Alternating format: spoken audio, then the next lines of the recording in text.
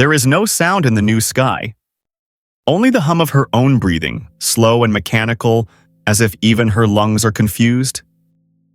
Kaelen Myre exits the fold between stars and finds a place that isn't supposed to exist. No planets, no markers. The stars here drift too fast or too slow. Some blink in and out like faulty screens. Others move in mirrored symmetry, as if space has become a reflection of itself. That can't be right. Constellations don't rotate, not like that. Her instruments fail to agree with themselves. Coordinates shift. Mass reads 0. And yet gravity presses lightly against her chest, as if something unseen is holding her ship in place. I'm supposed to be in empty space. But I'm not moving, or maybe I'm the only thing that is. The ship's HUD begins to redraw itself. Black glass panels shift, revealing curved interfaces etched in motion, glyphs that shimmer and slide like oil on glass. That wasn't there before. At least, I don't think it was. Behind her ship, a second black glass vessel flickers into view. No lights, no engines, no signature. It's simply there. She turns off all active systems, lets herself drift. The stars do not respond. The other vessel doesn't move.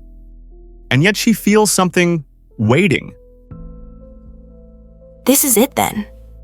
Whatever brought me here, it's not hiding anymore. A single pulse crosses her display. Faint, violet, patterned like a heartbeat. The same glyph she saw near Saturn. But now it's complete. You're not just a signal anymore. You're expecting me.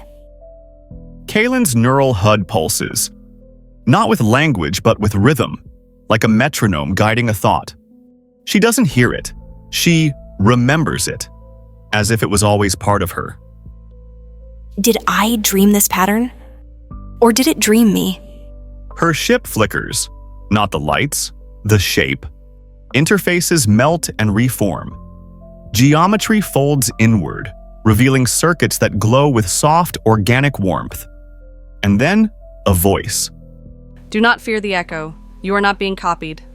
You are being understood. The voice is her own, almost.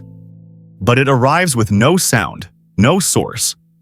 Just understanding, dropped gently into her thoughts like stones into still water. Who are you? Not who, when. A fragment of continuity, memory preserved in structure. You are compatible. Kaelen's memories surge. She's not seeing her life, she's seeing others. A man in an old flight suit screaming into silence. A probe crushed by gravity that didn't exist. A signal ignored, lost, forgotten. These aren't mine. Are they what came before me? Yes. And what might come after. All roads return to the origin when left untended. The cockpit grows quiet again. But the silence isn't empty. It's waiting. A slow pulse runs through the cockpit, soft, like a memory of thunder. Kaelen's vision clouds, not with darkness, but with someone else's memory. She's no longer in her chair. She's walking through a narrow, dimly lit corridor. Gravity feels off. The walls are old earth alloy, markings in a language she hasn't seen since childhood. This isn't mine. A man, middle-aged, worn uniform, emission patch she doesn't recognize, stares at a failing console. He tries to speak, but his voice fails him. No air, no sound. Kaelen feels his panic like it's her own. You brought him here, didn't you? One of many. Your world sent us echoes long before it was ready to receive them. They did not survive contact. Their minds unraveled before understanding could begin. The scene shifts. Now Kaelen is standing at the edge of a vast archive, a physical space inside an impossible ship. Thousands of seats, empty, each surrounded by curved light, as if memories once sat here. You kept them. What remained? We do not discard the broken. We hold them until they can be reassembled. One light flickers on. A seat glows, glyphs orbiting it. Kaelen approaches and sees her own face. That's me. But not from now. She reaches for it, and it speaks. If you're hearing this, you're already part of it. You won't come back the same. That's not. Kaelen steps back, breathing shallow. That wasn't a recording. That was a version of me that hasn't happened yet.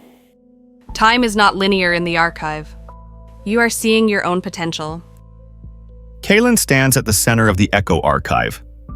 Above her, fragments of memory float like constellations, not in space but in meaning.